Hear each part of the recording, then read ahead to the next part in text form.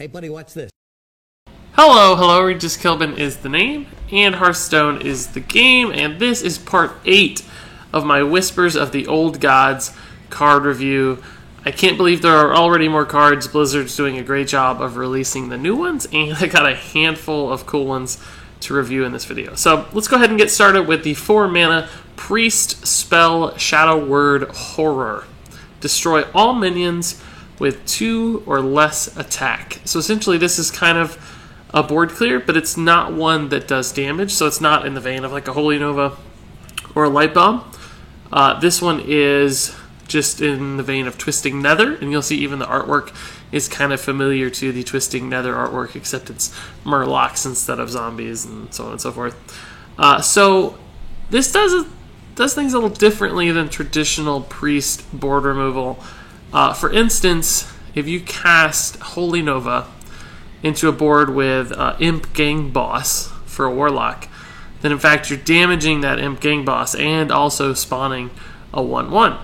Whereas with this case, you're just outright destroying that minion and it never gets to proc its damage effect. This is also great against things with Divine Shield, because like Holy Nova or Light Bomb, all you're doing is breaking the Divine Shield instead of actually damaging the minion.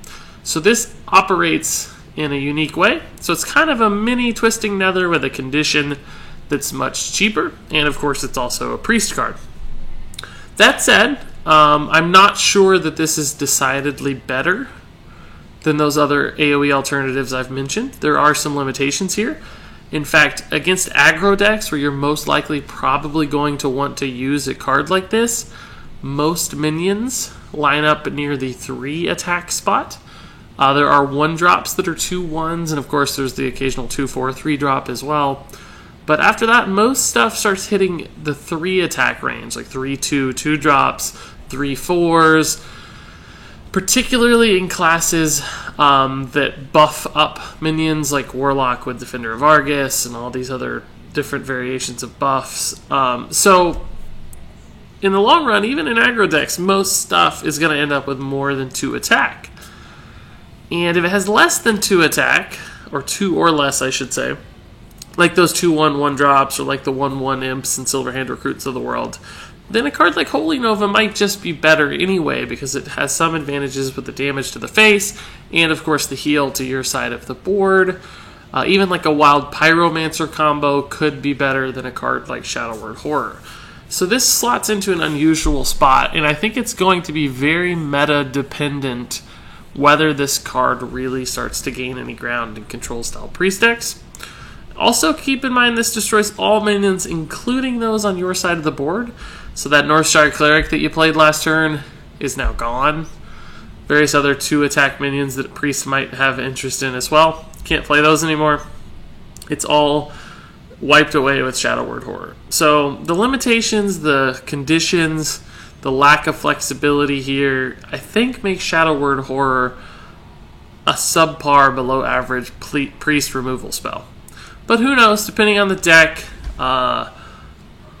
depending on what decks other classes are playing, and a lot of the minions that might show up in Whispers of the Old Gods, who knows, I think it's possible that this card sees play. I just don't think, as we've seen the meta right now, that it's going to take off. So let's go ahead and move on to the next card.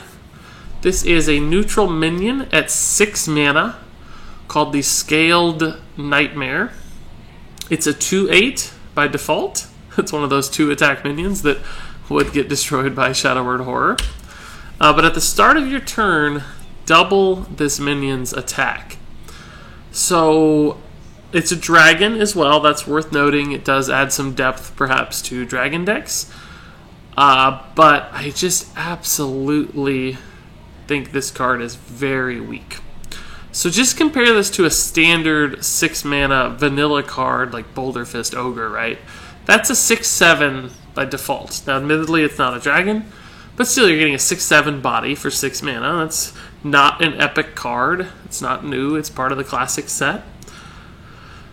And yet this is a 2/8 that maybe, if it survives until the start of your turn, which means you're playing it, it's sitting there asleep, your opponent gets a play, and then it comes back to you, and it becomes a 4/8.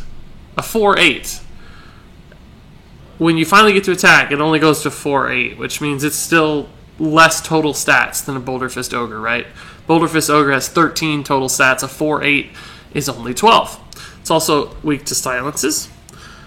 It does have 8 health, which means it's hard to kill, so there is a chance it will survive to that second turn to become a 4/8. There's even a chance it could maybe survive to a third turn and become an 8/8. But that's still not that strong. There's a lot of faster, cheaper 8/8 options out there. The Mountain Giants of the world, the Molten Giants, the Fel Reavers, all that stuff is so much better than this because there's a chance it's just dead as a 2/8. They can trade 2 piloted shredders into this guy and still have 2 piloted shredders at 4/1. And it's dead and it didn't accomplish anything right now. Yeah, I know, piloted shredder's going away in a standard format, but you get the point. So, this is just such a slow card. And yes, it scales incredibly, which is, of course, why it's called the Scaled Nightmare. Haha. So yeah, if it lives 5 turns, sure, you're going to have a crazy attack minion, right? Like Gozrilla level, it's going to hit for 128 damage or something, right? But that's just so impossible to pull off. You'd have to conceal it. You'd have to wait forever. So I just don't think this ever sees play. If you could find a way to permanently stealth it in a fatigue-style matchup, perhaps Scaled Nightmare would be great. If you could get it out for free using some sort of effect that draws cards from your deck and puts them into the battlefield, maybe it's good in the early game. But as a 6-mana 2/8, it's just too susceptible to stuff like Shadow Word Horror, right? Or Stampeding Kodo, or any other removal spell. Shadow Word Pain from a Priest also would just take care of this for only 2 mana. So, Scaled Nightmare, to me, is another card that just feels slow and awkward. And that seems to be a trend so far in Whispers of the Old God. So hopefully, either the meta shifts enough to support these cards, or Blizzard knows something that we don't know with unrevealed cards thus far. So let's move on to the next card. This is the 2-mana spell for Druids, called the Mark of Y'Shaarj, and it is a buff. You give a minion +2/+2, and if that minion is a beast, you also draw a card. So this is a pretty neat little card, right? It's similar to another Druid card, but it's got a draw effect instead of a taunt effect. So you're still getting the same buffs, which is nice, and taunt is really not that useful all the time necessarily, especially compared to card draw. So in a Beast Druid deck where you actually do have beasts, this is a nice little 2/2 buff, and remember, buffs essentially have charge, so it's a little bit better than playing a 2/2 minion in some cases, because the 2/2 gets to act immediately when you play it if there's a minion on board that can attack. So you can turn a 3/2 into a 5/4 and get this 2 damage rolling right away. And you can use the health sooner as well. So there are some benefits there. It's also unpredictable for opponents. They don't have as much time to react necessarily. And card draw is always good. Spell synergies in Druid could also be a thing. I still have some hope for like a Gadgetzan Auctioneer Beast Druid Miracle Beast deck monstrosity that I think could be fun. And I feel like this is the kind of card that could perhaps support that mentality. But I don't know. It's going to take the right kind of deck to support this card, right? Mark of the Wild doesn't get played a ton right now. In fact, rarely ever in competitive play, and only occasionally in Arena. So we'll see if Mark of Y'Shaarj can actually survive a thinning when it comes to putting a deck together. I think perhaps there are some other 2-drops that could replace this one just to give you more consistent early game presence instead of the surprise factor. But I'd like to see an early game Beast Druid that kind of tries to rush the board with buffs and refills the hand with a card like this. So I am very hopeful. Up next is another Old God. So we've seen a few. This is the third one, actually, I guess, that we've seen, or... yeah. It's a 10 mana, 10/10, Y'Shaarj, Rage Unbound. At the end of your turn, put a minion from your deck into the battlefield. So that effect is a bit like the warrior card Varian Rend which is a 10 mana 7/7, but he actually takes 3 cards and draws them, and if they're minions, he also puts them into the battlefield instantly, but if they're spells, he just draws the card into your hand. So I would say almost indisputably that Varian Wrynn is better than Y'Shaarj right off the bat. Even though he's a 7/7 versus a 10/10, at that point, you don't really care about the stat differences too much. A 10/10 doesn't accomplish all that much that a 7/7 wouldn't anyway. So there's a very small stat benefit. But the fact that he plays 3 minions instantly, or draws them if they're spells, can actually have a bigger benefit, certainly, than just playing a single minion. I don't know. I don't feel like this card is powerful enough. It just feels very slow again, which seems to be a trend. Now, I will note that this, unlike Varian, which is a battle cry that does this effect instantly, Y'Shaarj does this at the end of your turn.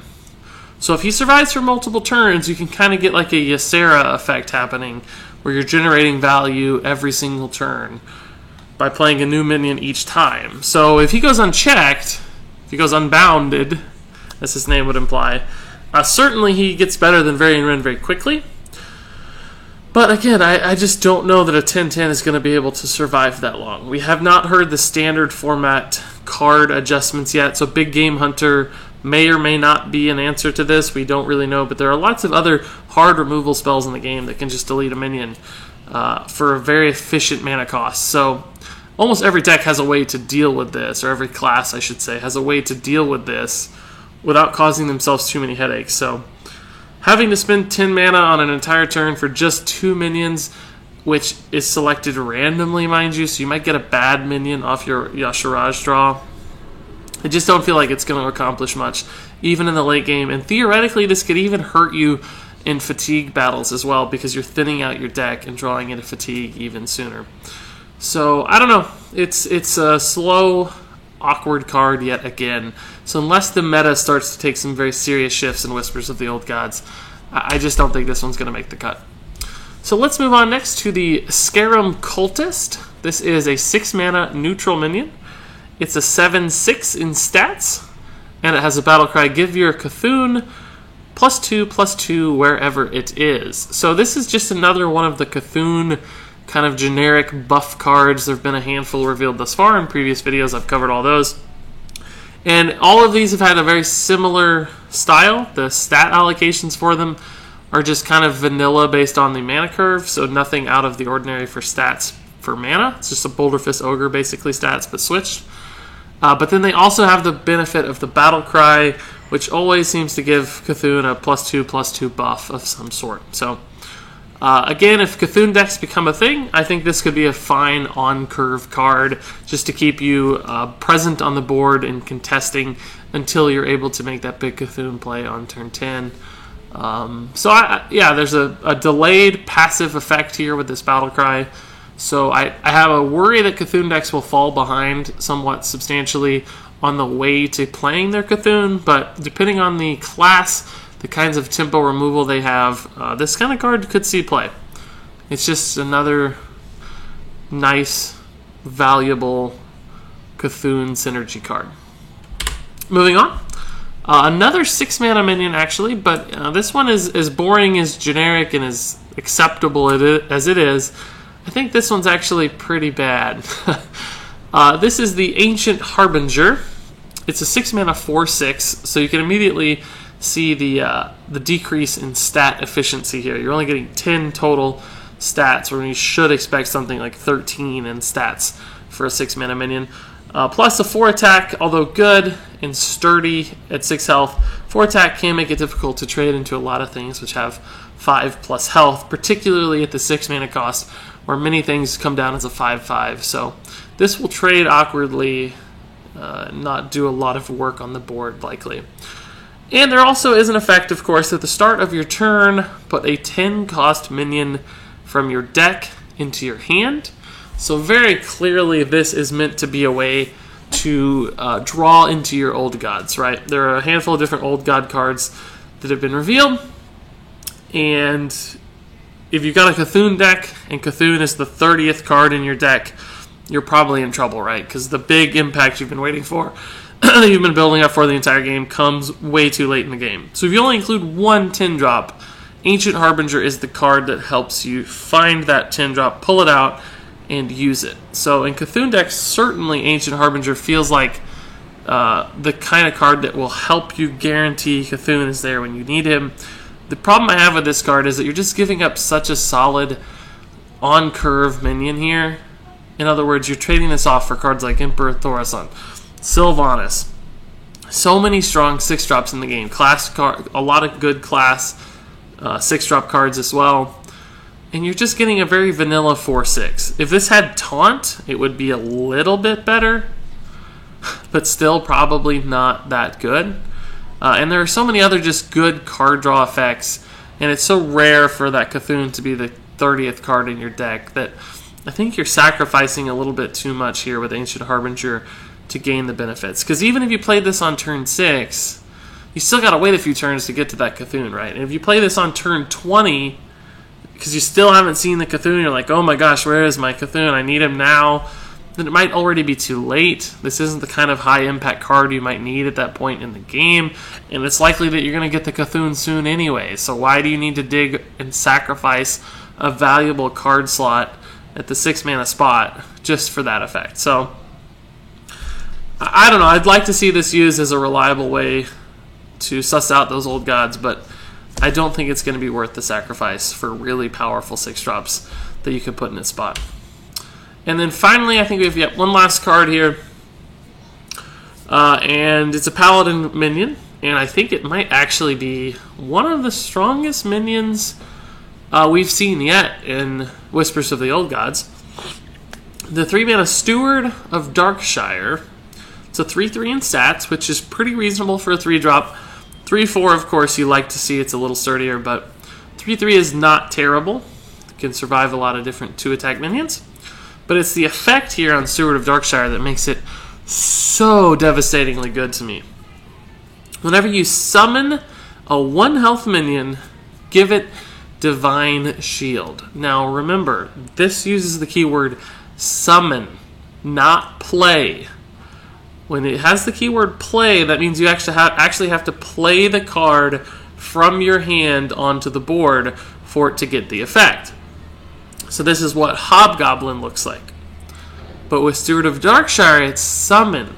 So no matter how the minion enters the playing field, it's going to get the buff from Steward of Darkshire. That means, yes, Muster for Battle would work with Steward of Darkshire. If you have her on the board and then Muster for Battle, you're going to get 3 1/1s with Divine Shield. The new Paladin card as well, Stand Against Darkness, which summons 5 1/1s for 5 mana. Suddenly they're all going to have Divine Shield. Divine Shield to me is one of the most underrated and valuable status effects in the game, especially in the early to mid game where it's very difficult for people to find the extra mana to deal with the Divine Shield.